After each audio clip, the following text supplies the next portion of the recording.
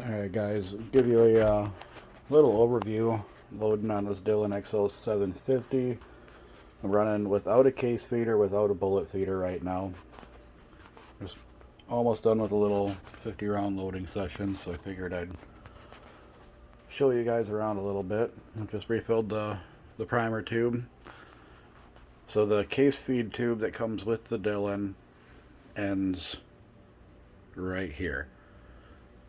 I put another piece of plastic in there to essentially double how much it holds. Works just fine.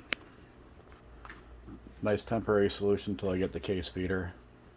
As it holds, for 45 rounds at least, it holds 18 with the last one sticking out the top here. With doubling the size of it, it's 36 with the last one sticking out the top. Currently running Lee dies just because that's what I had. So we got a resize D-prime. And then station 2 reprimes, flares the mouth, and drops powder charge. Station 3 I've got blank right now. Station 4. This is a 2-in-1 seat and crimp die. I turned the bullet seater all the way down and adjusted my bullet seat depth with the die itself. I'm still getting some crimp action, but not a lot. And then we're running a Lee factory crimp die. So that's the setup.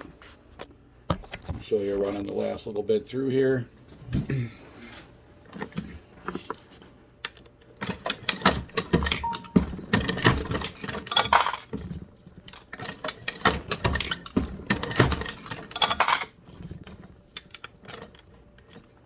That one I didn't like the way the primer seated, so we're going to check it, and it is good.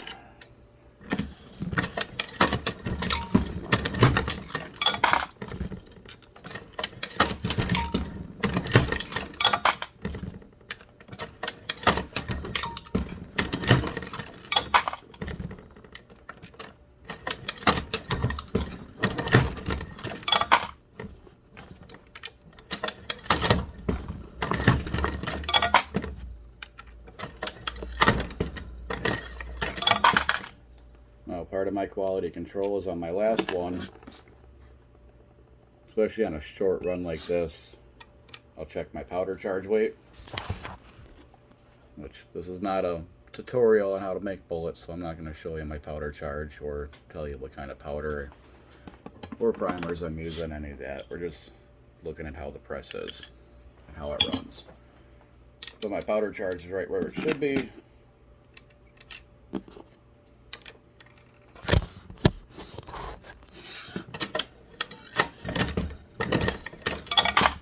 And on this one we will actually catch.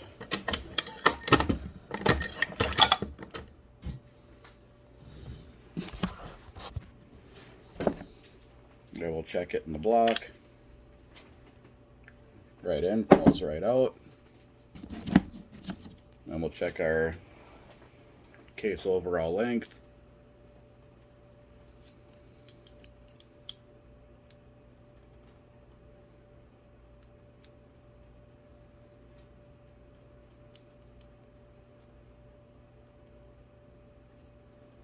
I'm actually 0.005 short, which this has been running pretty much spot on. So grab another one and check it. That could just be a fluke.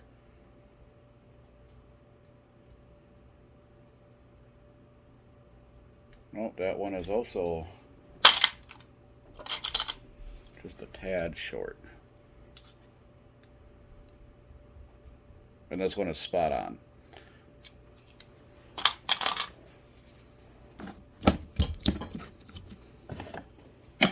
So then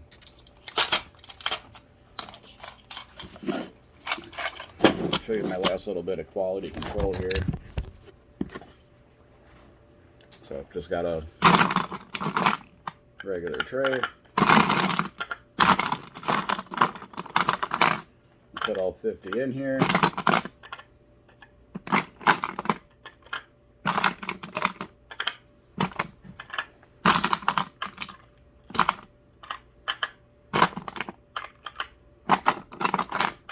At this time, you could check the bulges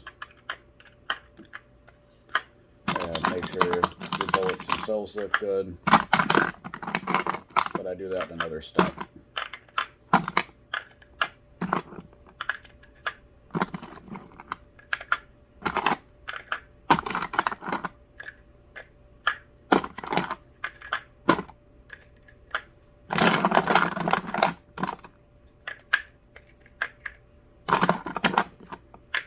So with this quality control check, I'm looking for double charges and primer seating.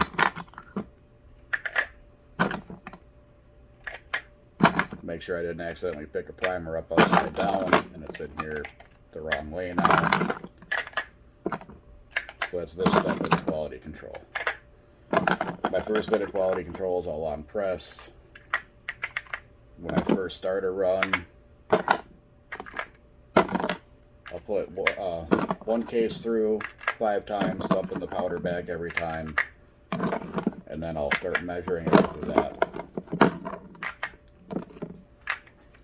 And then first couple rounds coming out, I'll check my overall length. And the first 5 or 10, I check the powder charge on it just to make sure everything's stable and good. So on this bit, what I'm looking for, see if I can get the angle right in the camera, make sure there's not one sticking up. So you had one sticking up, it's generally not that much, it'd be like that. If you had one sticking up just a tiny bit, sticks out like a sore thumb, that's a good indication of a double charge, which I have not had a double or a squib since I've been reloading on this press, which honestly not that long. I've got I don't know, maybe 350 rounds in on it so far, but no issues with doubles or squibs. Nonetheless, I look in the case every single case before I put a bullet in, and I always do my check for double charges. Now here I'm actually going to use my eyeball instead of just showing you. So I'm looking for any primers that might be sticking up. I didn't see any.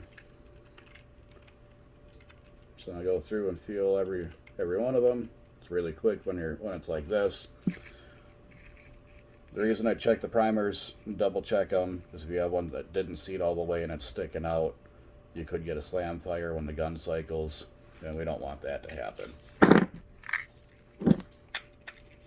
So try to do this without dumping any.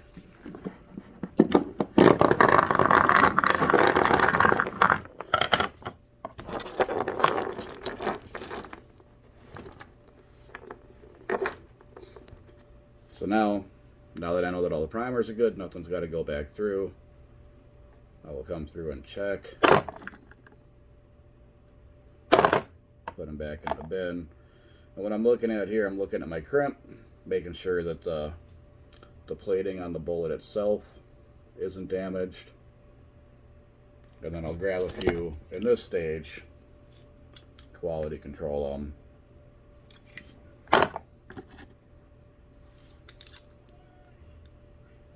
See, the majority of it is probably going to be spot on.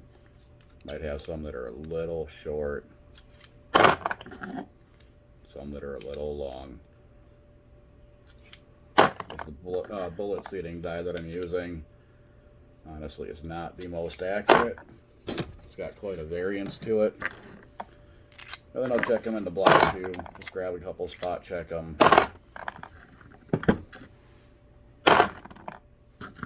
But this part goes pretty quick.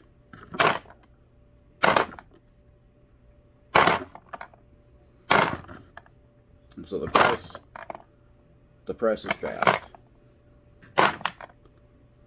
The press can pump out ammo just as fast as your arm can move. But when you're going quick, it's easy to miss stuff. So a good quality control program at the end and throughout the loading process is key.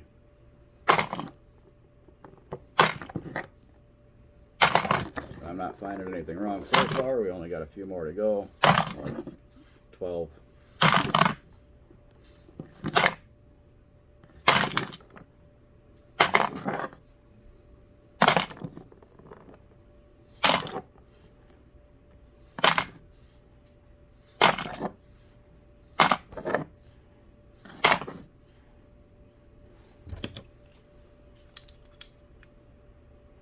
I think that one's spot on.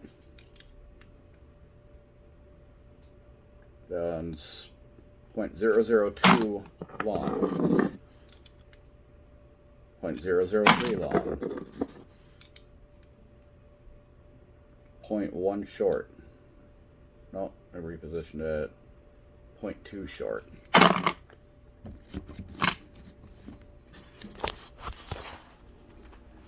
But that's my process. This Dillon press is quite the upgrade over the Lee. It's a lot smoother, a lot quicker. That powder drop is extremely consistent. I'm only getting 0.1 grains either way with this flake powder. I haven't tried anything else, but so far that's been working really good. It's a lot tighter of a variance than what I had on the Lee powder drop, and the Lee powder drop wasn't bad. My only complaint so far is I didn't buy a case feeder yet. That'd speed the process up some more. A lot less times. It's every 36 rounds I gotta fill the tube back up. And I take it back. There's one complaint. Let me dump this quick. I'm gonna put you down so I can dump into here.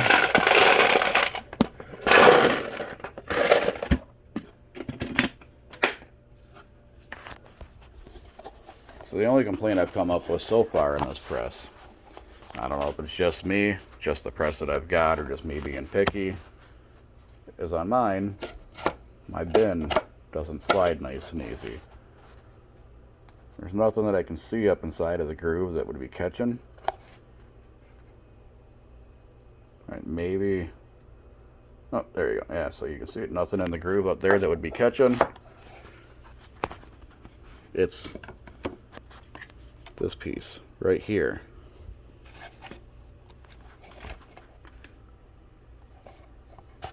It's a really tight tolerance there.